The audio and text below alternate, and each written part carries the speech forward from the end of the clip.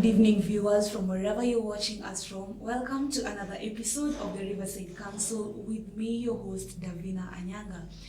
It is a great evening and we are joined by an amazing guest over here who's going to speak to us about toxic love. Remember our social media handles, Facebook and Instagram, Riverside at Riverside TV KE, watch us at YouTube at Riverside TV Kenya. And remember to SMS us via the number passing through your screen. So I'll allow our guest to talk to us and to let us know who he really is and what he's going to talk to us about this evening. So welcome so much. Please tell us about yourself. All right, thank you so much, Sister Davin. My name is Pastor Eric Onzere. Pastor Eric Onzere is a pastor with the Pentecostal Assemblies of God. I pastor Eastleigh Section 3 Church. I also do part-time teaching in our Pentecostal Bible College, and I also lead the youth in our setup on the district level, and on our national level I do serve as the national secretary. Oh wow. Thanks. Pastor Eric is also married. I'm married to one wife, and God has blessed us with 3 wonderful children. I have 2 sons and a daughter. Yeah, so you're joined by Reverend Eric Onzere, and he's going to talk to us today about the toxic love. This has been such a very grieving topic that we just have to do it, because in our society today we've seen a lot of deaths occurring as a result of love. So we don't really know if it is love or it's hatred that has gotten into our marriages and in the relationships that our young people have out here. So we begin by what is considered as a toxic relationship.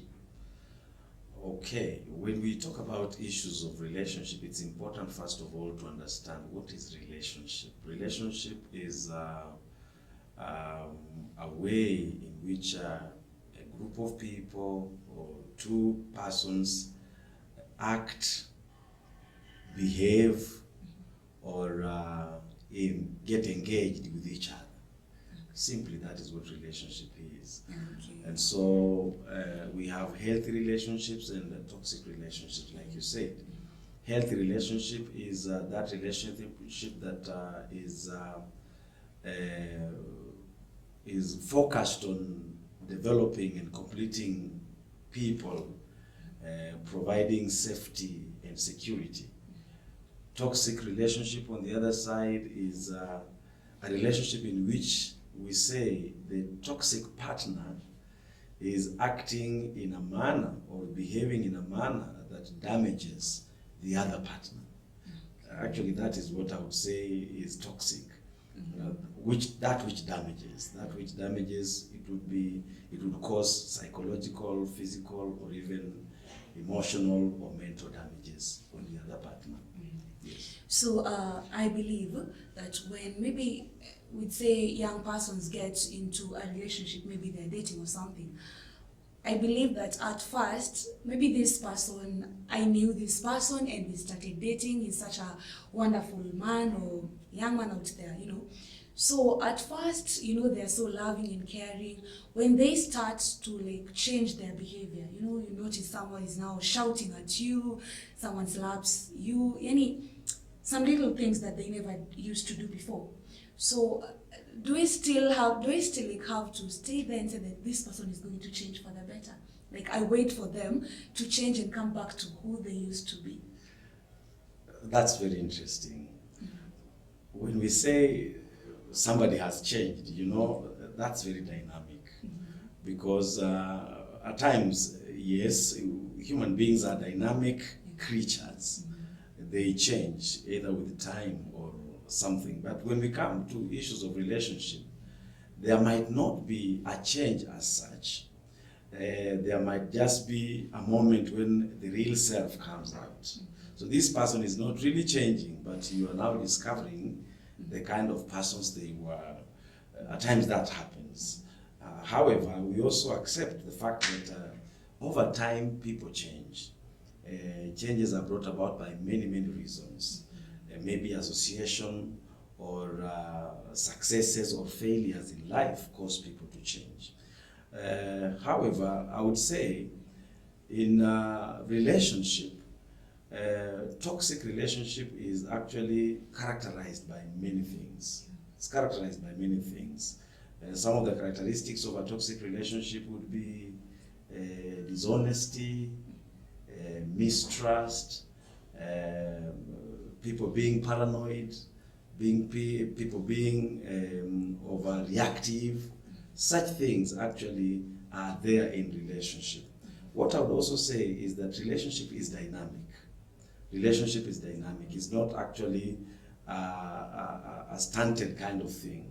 It is dynamic in that you would be in a good relationship, but at times come when things are not working well. Yeah. We might not consider it as toxic as such, because of the dynamisms of relationship. But when we talk about toxic relation, it is that continuous, that perpetual relationship that does not build or does not help. Rather, it is damaging. So then we ask ourselves, should we wait longer, or is there anything we could do? I believe there are things we could do, either to make it better or terminate it, if that's possible. Okay, at first I heard you saying that a healthy relationship, it's like one of the what characterizes it, it's feeling the sense of security. Yeah. So if maybe I'm in a relationship and I feel that I'm not having that security as such, but as the society dictates, if I date this person today and I leave this man because of maybe some few challenges, or not really few challenges, like as you've said, when now it starts building up that we don't really understand each other, we get into fights more often. If I leave this relationship and go to the other one, and perhaps it doesn't work, and then I go to the other one, is it I who have the problem, or like it just doesn't work? Like, some ladies tend to believe that if I've gotten maybe into maybe let's say 6 relationships which are not working, if you move out, like maybe you get to the last one and it's really toxic, there are fights and this person really abuses you emotionally, your mind is just not at rest. Are you allowed to move from that relationship? Because the society will be like, you've been dating a lot of guys and you're not settling down. Are you the problem, or the problem is the people you get? 2 things I would look at. Number one, it's important to understand, why do people need relationship? We need relationship because relationship completes us. Relationship completes us. When you get into a relationship, it must bring on board maybe that which you lack. So relationship must be in essence complementary. If it does not complement, then it is destructive. However, when we look at the issues of if I am into this relationship, it's not working, I get into the other one, it's not working, I'm into the other one, it's not working. The question always comes in, then how do you get into these relationships? Procedure means a lot. Procedure means a lot. When we go into the industrial world, the originality or the counterfeitism of a product depends on the procedure of manufacture. So I think how people get into relationship really counts. Okay. Yeah. So I understand that in different houses, like maybe I'd say in the Kenyan society, maybe many couples in marriages have disagreements. We all do have disagreements. So I'd ask, if maybe I have a disagreement perhaps with my husband or with my boyfriend, is it okay for us to have this argument and let it out, like bring out your anger and let it be done? Ama we say like the normal Kenyan culture that my husband atatoka tu aende akishatulia atarudi. So is it wise for you to go utulize hasira zako kisha urudi and we won't talk about that, or we talk about it and let it out? Ndio tusikuwe na grudges. Yeah, relationships can be very destructive. One thing I've also discovered in relationships can also be very addictive. Okay. Yes. As in, people get into relationships and you would find the relationship is toxic. It is damaging, but somebody is not getting out of it. Several reasons make people stick to a relationship. I would mention but a few. One of the reasons that make people maybe still hold on, if it's marriage, maybe investment. You've invested together and you look at the departure versus what you would lose, and people choose to stay. Another reason is maybe family and children. You have children and you imagine to leave, you can't leave, you choose to stay. Other reasons would be a reason like what we call some reinforcements. Some reinforcements. We have that continuous reinforcement, and we have the other one we call intermittent reinforcement. Intermittent reinforcement is that reinforcement that is not continuous. It's not continuous. For instance, if I would want to condition a rat, I would maybe put some gadget, and after putting the gadget, allow the rat to maybe step on the gadget, and I release food. I will condition the rat to know that every time I step on the gadget, food comes out. So the rat would be used to stepping on the gadget to produce food. And so there are some other reinforcements that are not continuous, they're intermittent. That which makes the relationship actually addictive in a manner that I would do you a harmful thing, but also bring in a good thing. So many people would use rewards to maintain their partners, though they are abusing them. And the other reason would be reasons like, let's say, low self-esteem also causes people to stick to a relationship. You feel like there is not much you can do. You feel like there is not much you can go out and achieve. So you choose to stay because you can't think outside the box. And then there are other reasons like people think, I've already wasted time. I've already wasted time. Yes, how do I recover from my time?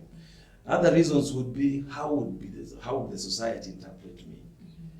Many people have thought being resilient, staying there, would help the society accept you in a manner. Other reasons why that make people stick into toxic relationship is the idea of thinking that you could be committed to changing the partner. Yes. Yes, and you say, I'm committed. Mostly Christians think so. Yeah. They would say, I would stay there until I change. But you must also remember that you're not the one who changes people. It is the Lord who changes. Yes. So relationship, in a sense, we must consider relationship to be complementary. It should build up, it should complete you. If it is not secure, if it is not building you up, then you must engage the right machinery to make it work. If it does not work, you might not have much to do. Okay, now yes. According to the Christian perspective, as you said, we all desire for like this person to change. Maybe I'm married to this husband of mine who's really a drunkard, and I'm really hoping that maybe one day he will change and become a responsible person. So, okay, I understand in this case it's kind of different. At least maybe the drunkard doesn't really beat you up, it's just not up to his responsibilities. So, I understand there's some like marriages which spouses change. Like I'll pray for him and I'll do like everything, I'll be committed so that this guy changes and they eventually change. So like I'll ask, how long should I expect my partner like to change for the better? I would not attach time to it as such, but I would attach effort to it. Yeah, the question would be, what are you doing maybe to achieve the change you're looking for? I might not give it 2 months or 3 months or a year, but we would give it effort. For instance, you would want to see a change in your partner. He's a drunk, or he's violent, or when a partner is toxic, there are some things that come out. They are either violent, or they are possessive, or they don't esteem you, they don't value you, they belittle you. they shout at you. When such things happen, there are avenues to engage, maybe to help out. You would engage a counselor, someone to talk to you, someone to address you about it, address the toxic partner, and also address you.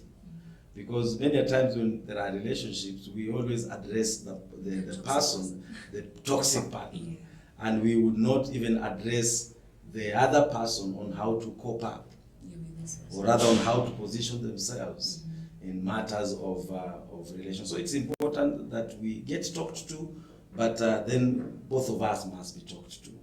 And the other thing is also engage prayer. We believe prayer works. Also find time to talk to your partner. If he's approachable or she's approachable, you talk to them. So after you have put enough effort to see change coming into place, if the effort is not bearing fruit, that is when you decide on the extreme. Okay, so as you've heard that, yes, we should hope for change, but God is the one who changes persons. So I'd like us to go for a short break, and then we'll be right back, still talking about the toxic love that is going on through around our society.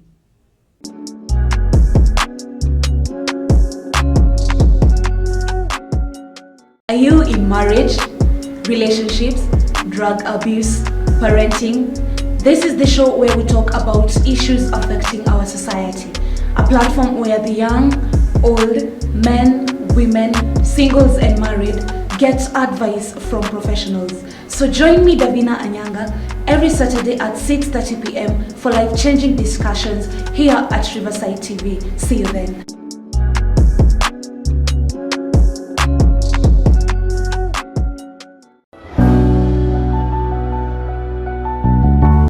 Everyone has a story behind his life. Some edit rough, others edit smooth. It all depends on the fate that you find yourself in. Join me, Samson Boyd, on My Story Show every Monday, 7:30 to 8:30 p.m. on Riverside TV.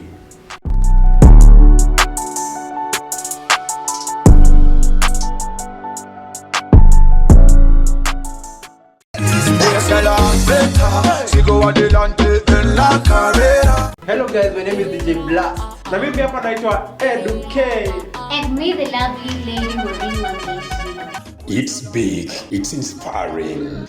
Welcome every Sunday from 2:30 p.m. to 4 p.m. And welcome to Tawala Show each and every Sunday From 2:30 p.m. to 4 p.m. And it's gonna be lit. Tawala Show. Tutawale milele.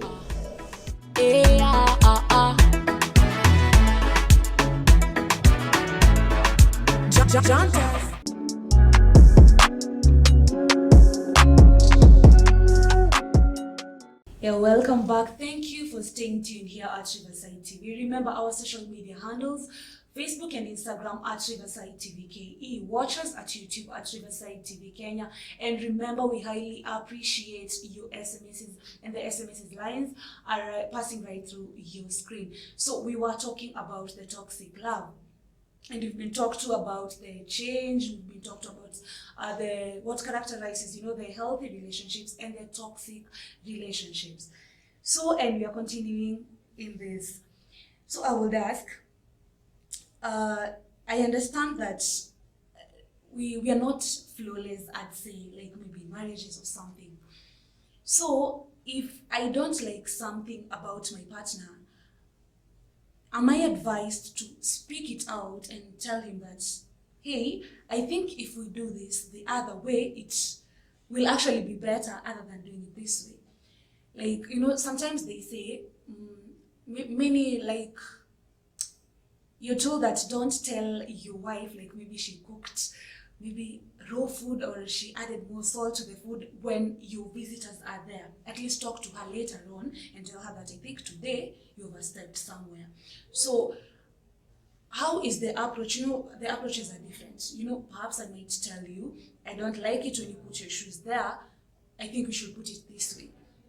So how do I bring it out in a more for you to understand me better in order not for it to create chaos? Or would I rather just keep quiet and move on with life? Yeah. The foundation of relationship is love Okay. and friendship. If you relate to your wife or relate to your fiancé, love is key, is the basis of all things. And love is characterized in many things. First of all, love is communicated. Yeah. So there must be communication, and more so healthy communication. Because there are also unhealthy communications, Yes. like being abusive is unhealthy, belittling each other is unhealthy, not being actually controlled in how you correct an issue is also unhealthy. But then when we talk about proper communication must be clear. It must have kind language. It must be friendly, all right? And so I think it's very essential when there is an issue in relationship, communication is very key. Communication is very key. There must be a level ground where communication can be done. You could freely talk to your partner and the other partner freely talks to you. Otherwise, if there is no communication, then there will be no understanding. So communication is very essential. The other thing is it's also important to value your partner's esteem. Yes, nobody loves to be belittled. All of us would like to be respected, to be honored for who we are. So it's important to speak to your neighbor or to your partner in an honorable way. Talk to them with a language that is friendly and a language that expresses love. There must be room. There must be room for correction. There must be room for correction. And how does correction become possible is when we identify the mistake and we are willing to address it. So there must be room for communication, room for correction, there must be room for rebuke. And in life, you must also give room for extremes. Yeah. Don't always expect your partner to act in a given way. Yeah, give room for excesses. Just in case they go overboard, how would you react to the same? Yes. Okay, so it's all about understanding each other. Yes. Like, the communication is the foundation. Yes. So I'd ask, what makes us go to the extent of someone picking up a knife and actually, stabbing the spouses? And is it the grudges they hold inside? Is it, do these misunderstandings lead to such, or is it the love we had has now converted to hatred, or rather, is it the upbringing we get from our parents? Maybe perhaps if you were brought up maybe by parents who are always fighting and, abusing each other, does this affect the children to the extent that when they are of age, now maybe they want to marry or they are courting out there, they still carry out the anger inside them? Is it one of the reasons that we go up to the extent of killing each other as a result of relationships and marriages? True. I agree that God instituted family. So that family is a forum for upbringing. And family, every family has a culture of its own. So if you belong to a family that has a culture of violence, you are more prone to be violent in life. Or rather, you are more prone to live in fear because of the violence you experienced in your upbringing. So upbringing is very impactful. How we raise children impacts their lives. The Bible says, raise a child in a manner they should go, and when they are old, they will not depart from the same. Even in their subconscious, what they were taught or what they saw at a tender age influences them. Now, the other question you asked is, what would lead to someone becoming violent? I believe there is a cycle of violence. When you are in a relationship, I have seen 3 stages in our cycle. The first stage is the stage of honeymoon. All right? At that stage, people cover up their real being. They go out for candy, they go out for swimming, they go out for boat riding, Buru Park. All those things happen, but you might not exactly know this person because you are still in that fancy mood, the honeymoon stage. You would talk to each other, love each other, enjoy each other's presence, and you're doing your best at that time to sit on your real self. So people do much to cover up for themselves as they engage into fanciful engagements. But there is the second cycle where now reality begins to dawn. You have things to do, you have chores to undertake, you have responsibilities to undertake, and your real person begins to come out. At that level, for a violent person, you will begin to hear threats. I'll beat you. I'll do something here. Eh? Now on that note, let me cut you short. Now you say that on the second cycle, now it's when maybe this person now who is violent was trying to cover up in the honeymoon period, now brings out the character. Yes. If someone starts telling me that I'll kill you, you know, if I find you doing this again, if I find you talking to your male friends, I'll like beat you up. What step should I take? Exactly. So for a careful person, don't wish away such statements. When somebody begins to threaten, threats are potential acts. So if you do not address them at the thought point, they will eventually become an act. It's like when we deal with issues of sin. If you don't address sin at the thought point, it will eventually become an act. And so, when you hear somebody threatening, I'll beat you, I will leave you, I will do the unexpected here, they are already bringing out what they are thinking about.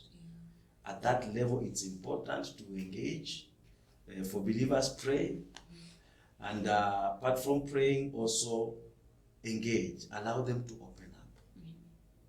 Allow them to open up so that you would understand clearly what aggravates them. Okay. If I leave, will I be wrong? It would be early, in my view, to leave before you address, before you engage the relevant avenues to help out. But to some extent, you know, it's like this person has already said, you know, I will kill you, and actually maybe they've even gone to that extent of beating you up and leaving you, you know. Umeumia yani, that's serious.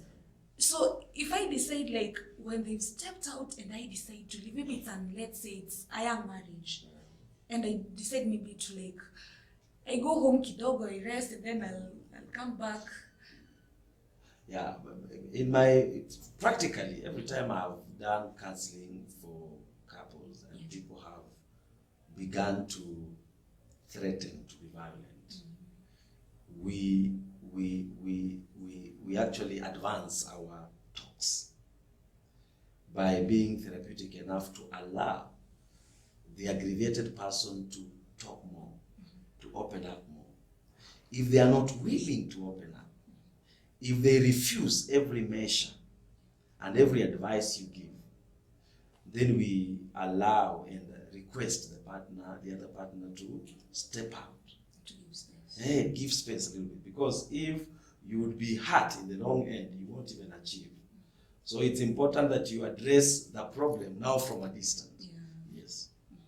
Okay, again, you know, in the Kenyan society or in the African society, I would say, sometimes as the ladies, you know, even in Proverbs 31, you know, the wise woman, and we hold our homes, you know, with prayers and all that. So, you know, some ladies tend to endure all the pains and the sufferings just for the sake of their children. You mentioned that earlier. You know, I don't want to move out of this marriage because I have children here. I have like 27 years in marriage. But whatever I'm going through in that marriage, like, I'm so broken emotionally, I'm broken, and I just don't have that peace of mind. what's your advice for such women? Should they just leave? I know the society will view them as maybe wewe si mvumilivu katika ndoa, lakini if you can be able to move, should they just like let these marriages go because they are suffering, and at the end this is when we see that maybe husband came and they killed their wife, they killed the children, instead of me sitting there and waiting for this death to come. Is it advice at least I just go for the sake of, the peace and... Yeah, we are talking about marriage. Mm-hmm. And if we're talking about marriage, marriage in the Bible is permanent. Yeah. There is permanency attached to marriage because God hates divorce. Mm-hmm. He doesn't love divorce. However, it is practical that divorces have happened in the Bible times and even in our time. So we must never think that separation or breakage of marriage is not possible. Breakage of marriage is very possible. Those things happen. But it is God's will that marriage remains. You asked a question about grudge. Grudge is unaddressed pain. Mm-hmm. When there is a hurt in you, something has pained you, and you do not address it at a given point, at the expected time, and it remains in you, it remains as a grudge. It remains as a point of reference negatively. And so it's important that when people talk about separation, when is it due that I leave? Yeah. When is it due that I leave? The Bible allows one to leave if their partner is not willing to stay with them anymore. The Bible says if your partner is not ready to live with you, even if he's an unbeliever, and he's not ready to continue living with you, you don't quamilia. You can take a step out because there is no willingness. So what do I mean here? I mean coexistence, continuity must be a corporate affair. Yeah. Everybody must contribute towards continuity. It is not only the woman's affair to endure. A man must also be willing to endure. So we must be ready to endure each other, appreciate each other, help each other.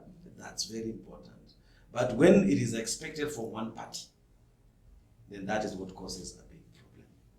Okay. Yeah. So, I believe that we've talked more, about this, the toxic part, and I'd say that the toxic spouse in the marriages and the toxic partners in relationships.